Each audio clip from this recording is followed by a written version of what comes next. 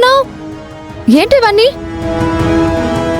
ఏముండదు పాపా, నా దగ్గర ఉన్న సరుకు అంతా బయట పెడతా ఉన్నాను. అంటే నువ్వు మారవా? నేను ఇంతవరకు మావయ్య గారితో మాట్లాడిందేంటి? తన తల్లి కోసం అన్ని వదిలేస్తాడు, తన తల్లి కంటే ఏది ఎక్కువ కాదు అని చెప్పాను. కానీ నువ్వు చేస్తుందేంటి? ఈ మందు సిగరెట్స్ అన్ని ఇక్కడ పెడుతున్నావు అంటే ఈ టైంలో కూర్చుని తాగుదాం అనుకుంటున్నావు, అంతేగా? మేట్రో, నీకు నువ్వేదో ఊహించేసుకుంటే అట. బాటిల్ సిగరెట్ బయట పెట్టినంత మాత్రాన తాగనీగా ఏమి? మరెందుకు ఎందుకు తీసుకున్నావు కోట్రు? ఎందుకు ఇవన్నీ తాగడానికి కాకపోతే లోపల ఉండాల్సిన వస్తువులు బయట ఎందుకుంటాయి? నువ్వు నన్నేదో నమ్మించాలని నాకు అబద్ధం చెప్పావని నాకు అర్థమవుతుంది.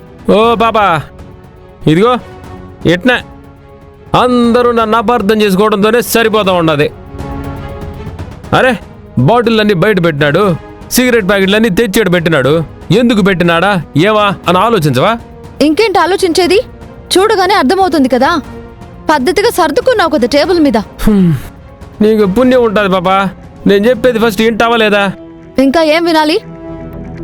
అనవసరంగా నీకోసం మావయ్య గారి దగ్గర మాట్లాడాను, నీతో ఆబ్దికం చేయించాలని ఆశపడ్డాను. అవన్నీ మర్చిపోయి నీ పాటికి నువ్వు ప్రశాంతంగా తాగుదామని కూర్చున్నావు, కావలసినవన్నీ రెడీ చేసుకున్నావు. ఓ మేట్రో, చెప్పేది కాస్త వింటావా లేదా? నీ పాటికి నువ్వు మాట్లాడుతూనే ఉంటావు. ఏంటి నువ్వు చెప్పేది? ఇంకా ఏం చెప్తావు? చూడు బాబా, రేపు పొద్దున్నే మా అమ్మకి ఆబ్దికం. ఈ వాసన కూడా ఇంట్లోకి రావడానికి వీల్లేదు. అందుకే ఆ డాడాడో దాచిపెట్టిన బాటిళ్ళన్నీ తీసుకొచ్చి ఇక్కడ పెట్టినాను. ఇవన్నీ తీసుకుపోయి బయట పారేస్తున్నావు. ఇదిగో ఈ సిగరెట్లతో సహా.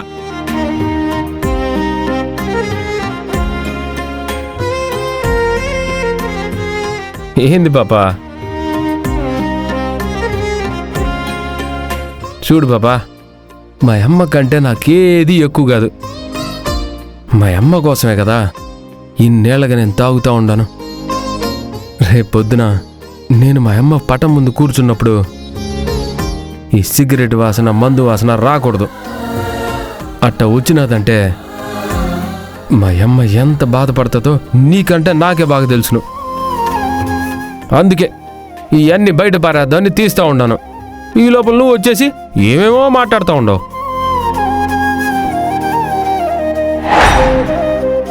నిజంగా ఈ రోజుతో నువ్వు ఇవన్నీ మానేస్తున్నావా?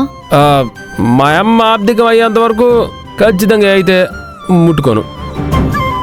ఆ తర్వాత అంటావా? నా చేతుల్లో లేదమ్మా. రేపొక్క రోజుకి మానేయగలిగినప్పుడు ఎప్పటికీ మానేయచ్చు కదా.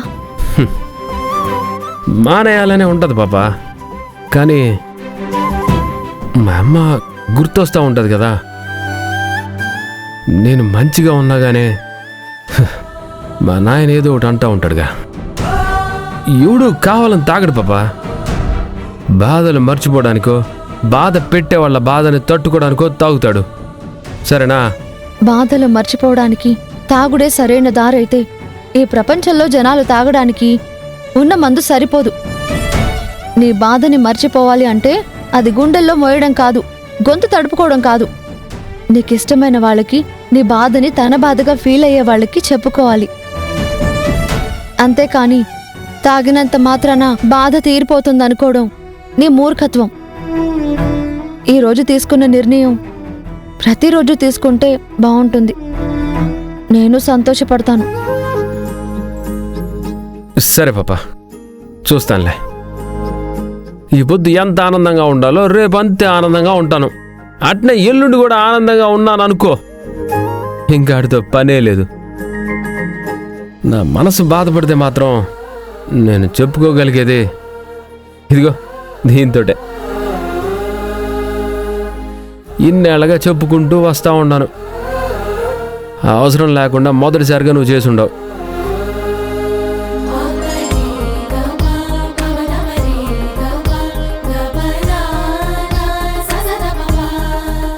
చూద్దాం. నేనైతే మళ్ళా తాగాలనుకోవడం లేదు. తాగే పరిస్థితి రాకుండా ఉండాలని నిజంగానే కోరుకుంటా ఉన్నాను. చూడు చిరంజీవి, నువ్వు ఇలా ఉండు అని చెప్పే హక్కు నాకు లేదు. కానీ ఇలా ఉంటే బాగుంటావనేది నా అభిప్రాయం. ఇలా ఉండటానికి ప్రయత్నించు. నేను కాదు, మీ నాన్న, మీ అత్తయ్య, మీ అన్నయ్య వాళ్ళు అందరూ సంతోషపడతారు.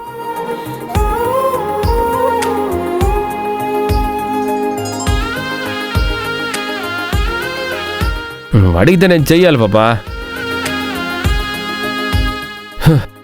చేయడానికి ఇట ఉండడానికే ప్రయత్నిస్తూ ఉన్నాను.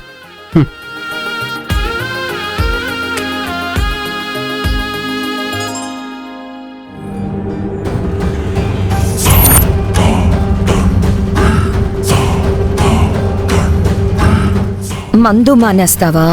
ఎలా మానేస్తావో నేను చూస్తాను.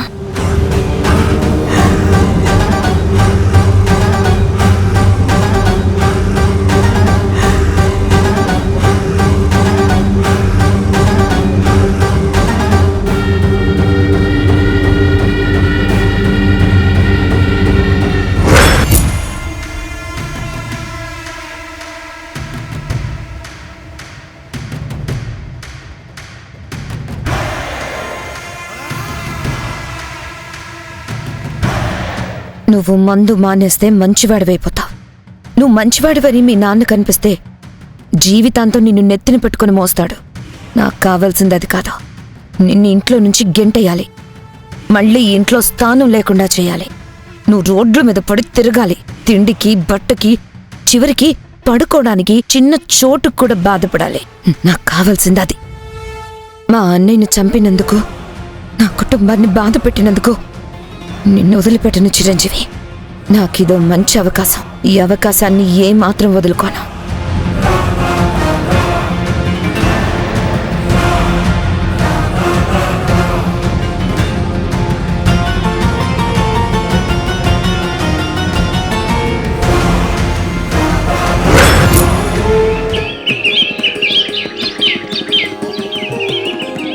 అబ్బోడా,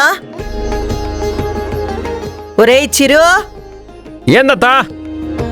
ఏమిరా ఇంకా స్నానం చేస్తానే ఉండావా?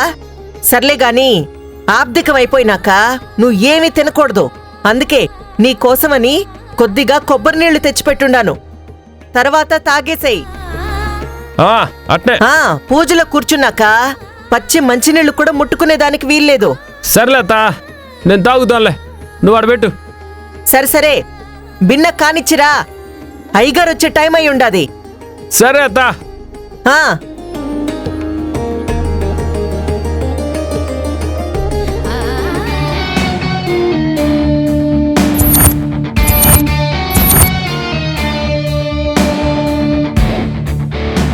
తాగేవన్నదానికి సాక్ష్యం ఉండాలి కదా. నువ్వు తాగి మీ అమ్మగారి ఆబ్దికం చేస్తున్నావని మీ నాన్న చేత మెడపట్టుకుని బయటికి గంటేస్తాను చూడు.